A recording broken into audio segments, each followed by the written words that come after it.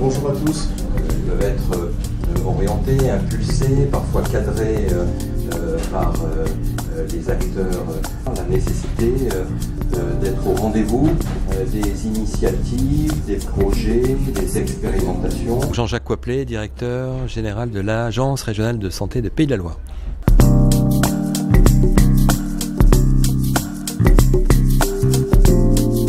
Ça veut dire qu'il faut qu'elle soit humaine et de proximité. Humaine, ça veut dire qu'il faut qu'elle soit incarnée, il faut qu'il y ait des représentants de l'ARS qui soient là pour accompagner, écouter. Et de proximité, il faut qu'elle soit le plus proche possible des concitoyens. Ça veut dire dans un bassin de vie, une communauté de communes.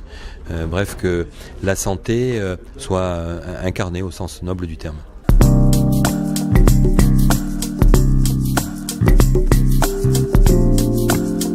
Oui, c'est une tradition que de travailler ensemble entre État, assurance maladie, que ce soit au niveau national comme au niveau local. On a plein de sujets communs, les systèmes d'information, la prévention, l'accompagnement des professionnels de santé libéraux. Le mieux, c'est quand même de travailler ensemble, ce qui est quand même un peu l'ADN de la région des Pays de la Loire.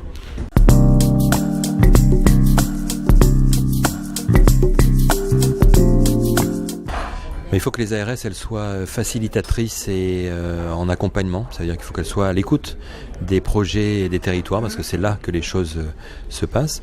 Mais l'ARS est aussi une autorité d'État, donc elle a aussi cette fonction d'arbitre ou de correction des dysfonctionnements, voire nécessité à un moment donné de rappeler quelles sont les orientations. Mais avant tout, il faut qu'elles soient à l'écoute, facilitantes et en accompagnement.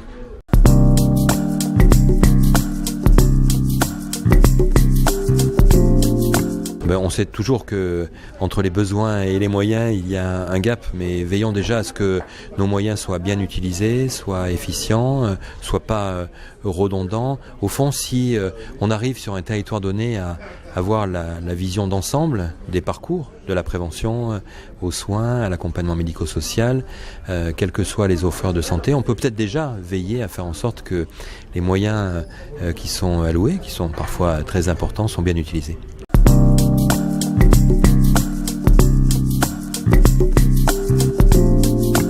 Je pense que le PRS, dont on avait attendu leur approbation après la stratégie nationale de santé, ça permettait d'être concordant.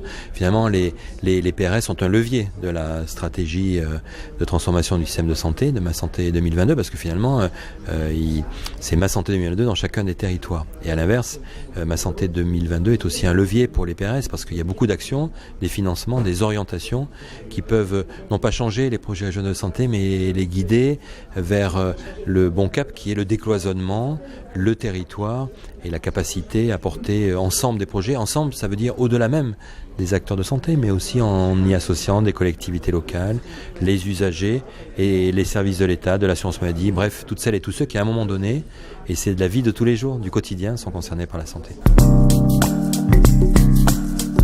On commence à y réfléchir, l'exercice n'est pas simple parce qu'il faut déjà trouver quel est le bon niveau de territoire.